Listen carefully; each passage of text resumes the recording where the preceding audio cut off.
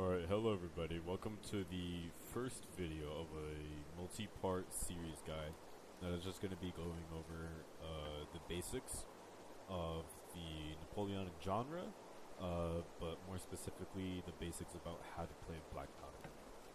So this video is recommended for people who have not played Napoleonic genres before, people who are new to the game, recruits who may need to be refreshed up a little bit, and people who are unfamiliar to the game, which I'm going to assume is most of the people watching this video. So the first thing we'll go over is a very basic drill. The first thing we're going to go over is the musket, how to shoot the musket, how to reload the musket, how to fight with the musket. And so the first thing we're going to go over is how to shoot the musket. So to make ready, you want to press M1, which is your left mouse button. Then you want to press the F key on your keyboard. And then whenever you get to this point, you want to hold shift. So that's pretty basic, right? Pretty standard, you shot your gun, but the only difference is that whenever you press shift, you have better accuracy. You focus on the target, right? And then from distances like these, so this is a pretty far distance, I would say it's around maybe 250 studs. So whenever it comes to things like this, there is one thing you have to keep in mind about BP. The way projectiles work in this game is much like how projectiles work in real life. So instead of, like how many games would be like a laser, instead the bullet rises and then it falls, right?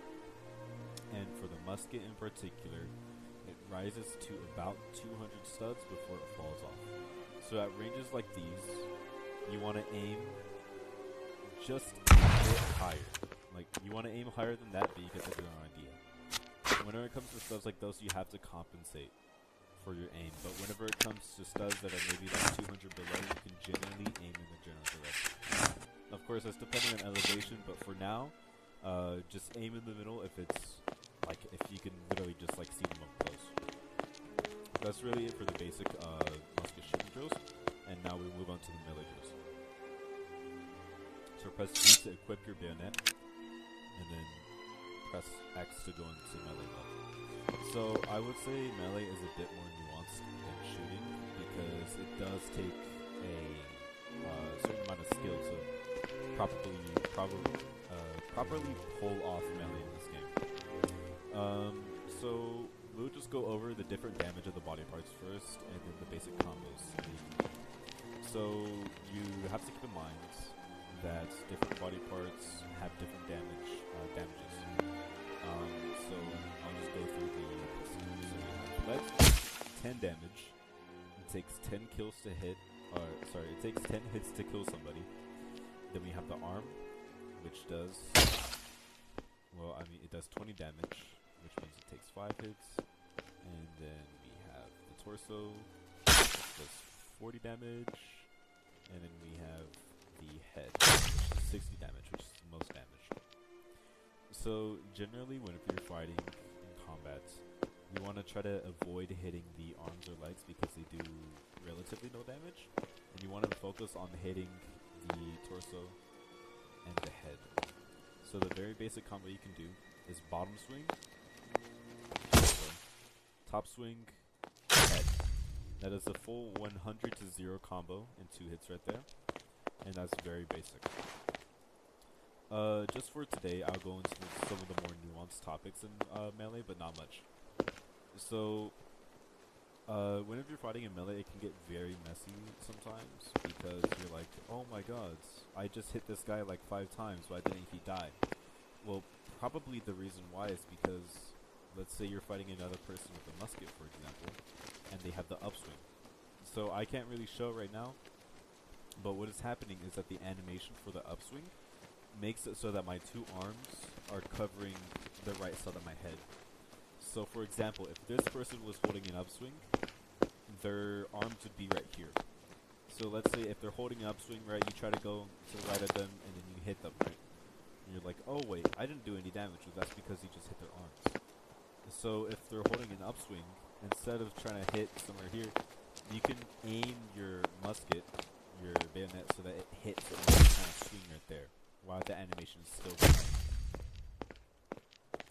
going. Same goes for the bottom swing.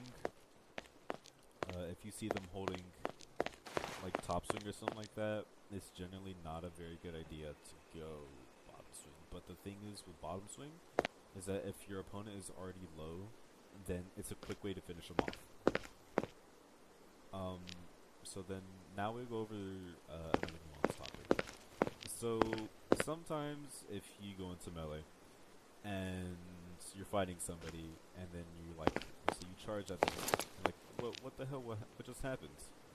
Like my musket just phased through them and didn't do any damage. Well, that's because if we look here, the only part of your musket that actually does damage when in melee with the bayonet on is the bayonet itself.